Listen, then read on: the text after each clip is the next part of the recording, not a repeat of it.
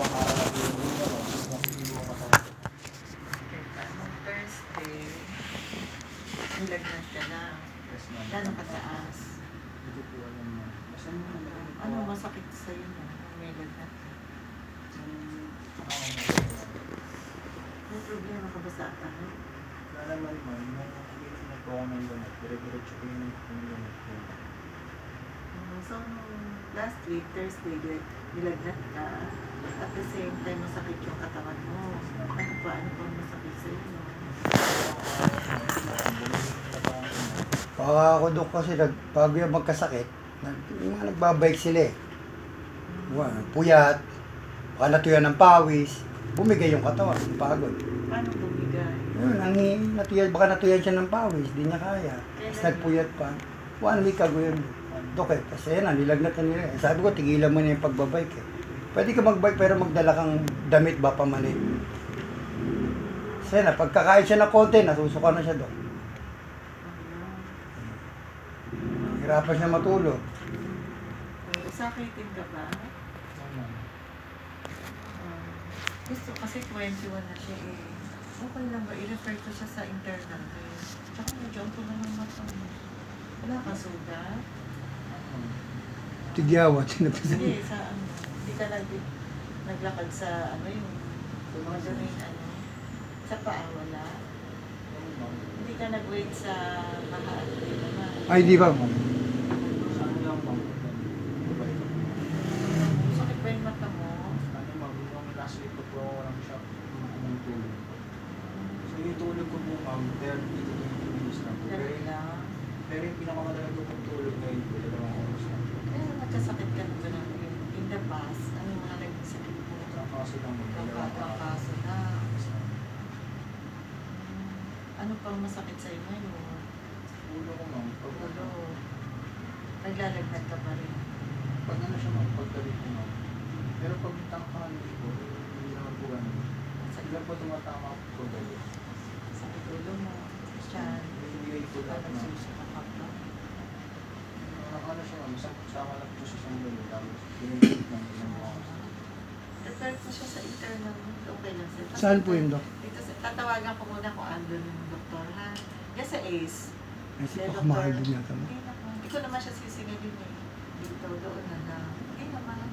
Mga magkano kaya yun, Dok? Tatanong natin ha. Oo. Para maano siyang mabuti kasi pag 21, ano na to, adult medicine. Okay, ma'am. Para mas maganda Sige po, yung sige po. ano sa iyo, check up ka. Tawagan ka.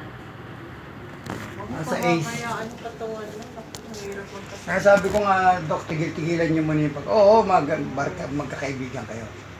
Ito mo, bumigay yung katawan mo. Over, ano ka, kapit ka talaga. Nagtatrabaho ka ba? Hindi, ma'am. Ngayon sa bahay na. Yes, ma'am. Ayan. Pasok kami. At nag-i-school ka pa.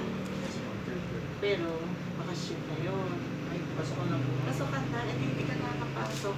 Hello, good morning, Ate Vicky. Ate Vicky, may clinic na si Dr. Garcia. Ha? Nandyan na? Magkano daw ang ano, consultation? Hindi, 21 years old. Sige, sabihin ko ha. Thank you. May pasyente na kayo? May pasyente na? Marami na? Sige, sige. Thank you, te. Thank you. Okay, bye-bye. Nandun na si Doc. 7, ha? 7 na, diba? Oo, para ma-assist ka mo muna. Na-check lahat. Kasi baka kailangan... Mismong Ace Hardware, ho? Hindi hardware. Ano ka Ay, ba? Ace Hardware. Sa ano, ospital. Diyan na. Ano yung Ace, oh? Sa loob. Anong floor po siya? Ito, susulat ko. Room 506. Ay, may clinic doon sa tapat na, no? Rabada, no? Paano Suwa naman? doon. Okay. Hindi. Nakakita ko sa tapat. Diyan na ho kami sa Ace. Sa ACE dito, mabait doon si Dr. Mahusay ito.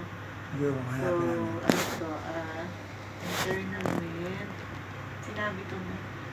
So, room 506, 5th floor. Room 506. Kailan ba nakamas kami doon? Nabigyan kita mas. Oo, ma'am. Salamat po, Dok. Please. secretary si Vicky yung kausap ko na. Yung po hanapin namin. Oo, sabi mo, kami yung tinawag ni Doktora.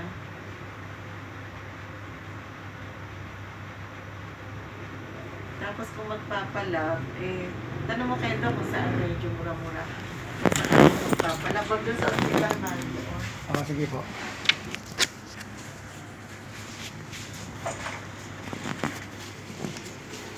Gabuang.